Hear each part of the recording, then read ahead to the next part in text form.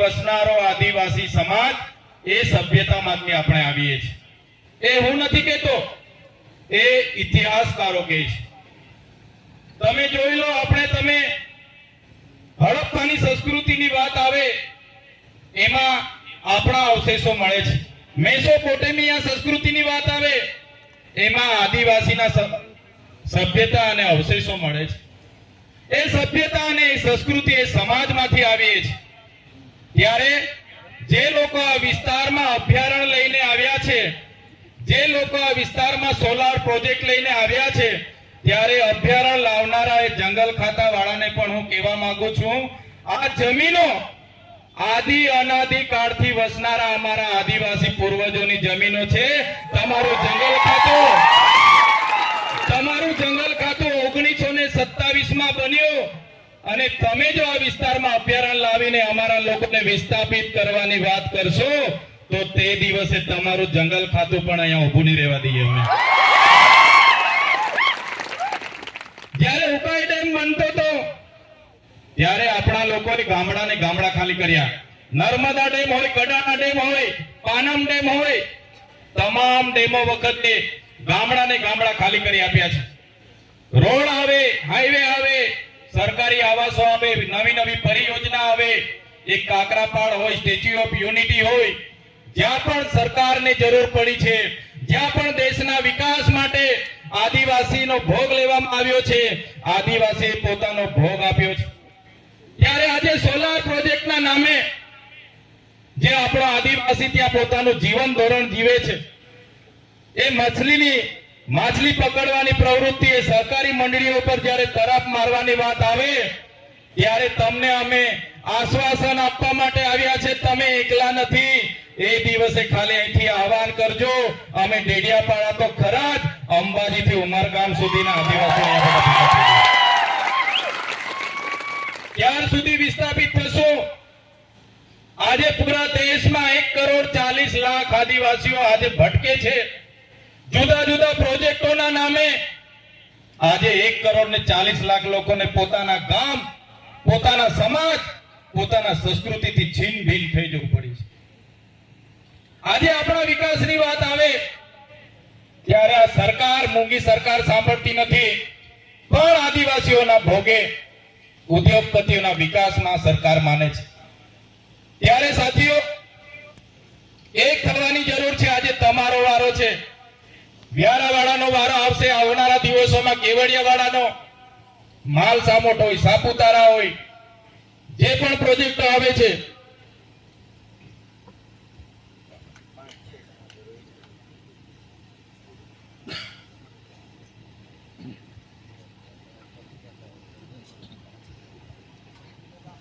કહેવાનો મતલબ દેશમાં આજે આપણે 8% છે, ગુજરાતમાં આપણે આજે 15% છે. પણ આદિવાસી આજે ધર્મ સંપ્રદાય હોય, પાર્ટી હોય, સંગઠનો હોય, બધામાં વેચાયેલો છે. એક નથી થતો. ઘણીવાર એવું થાય છે કે આજે સોનગઢવાળાનો વારો છે, એ લોકો એમના પર આવશે, એ લોકો જાણે, આપણે નથી જવું. ક્યારેક એવું થાય છે કેવડિયાવાળા જાણે, ક્યારેક એવું થાય કે વ્યારાવાળા જાણે. પણ આપણે સ્ટેચ્યુ ઓફ યુનિટી માટે જમીન સંપાદન થતી હોય, ઉકાઈ માટે લડવું હોય કે વ્યારાની હોસ્પિટલ માટે લડવું હોય, આપણે બધાએ એક થઈને લડવું પડશે. ત્યારે જ આ સરકારને આપણે અહીંથી ખદેડીને રહીશું, નહીં તો આવનારા દિવસોમાં બિસ્તરા પોટલા લઈને મજૂરી માટે તૈયાર થઈ જવું પડશે. સાથીઓ, આજે બધા આગેવાનોએ લિસ્ટ બતાવ્યું. સાચી વાત છે. ઘણી જગ્યાએ અમે અનંતભાઈ પટેલ અને બીજા સાથીઓ સાથે અનેક આંદોલનોમાં ભેગા થઈએ તો લોકો અમને ફરિયાદો કરે, પણ જે લોકો નથી આવતા એમને કોઈ પૂછવા માટે તૈયાર નથી.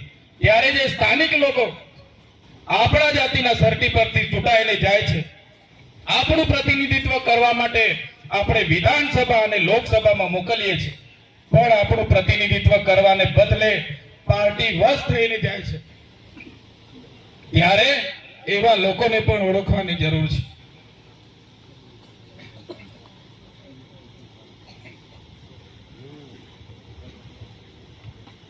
રાતે ગાંધીનગર થી મોડા આવ્યા છે એટલે ઉજાગરાના લીધે થોડું ઘણું બેસી ગયું છે. કાલે વ્યારાનું આમંત્રણ હતું. આનંદભાઈ પટેલ સાહેબ અને મને બહુ જ આગ્રહ કરતા હતા, પણ વિધાનસભાના સત્રની સાથે સાથે ટ્રાઇબલ એડવાઇઝરી કમિટીની પણ સાંજે બેઠક હતી, સાથે સાથે અત્યાચાર નિવારણની પણ સાંજે બેઠક હતી, તકેદારી અને મોનિટરિંગની. એટલે મોડા આવ્યા એટલે થોડા ગળામાં પણ પ્રોબ્લેમ છે, મને માફ કરજો. પણ અમે તમારી સાથે છે. તમે જ્યાં પણ આહવાન કરશો ત્યાં અમે અમારી પૂરી સેના સાથે તમારી સાથે આવેલું કરીશું. ક્યાં સુધી આઝાદીના અમૃત મહોત્સવ એક બાજુ થાય છે, એક બાજુ આપણે શિક્ષણ માટે લડીએ, પીવાના પાણી માટે લડીએ, રસ્તા માટે લડીએ. એ લોકોના દિવસે ને દિવસે વિકાસ થતો છે અને આદિવાસી દિવસે ને દિવસે આજે બેઘર થતો જાય છે. એટલે વધારે વિશેષ નથી કહેતો, પણ અમે તમારી સાથે છે. જ્યાં પણ જરૂર પડશે આદિવાસી સમાજ યાદ કરશે. અમે પક્ષ પાર્ટી ભૂલીને પણ આદિવાસી સમાજ માટે લડતા રહીશું અને આવનારા દિવસોમાં લડીશું.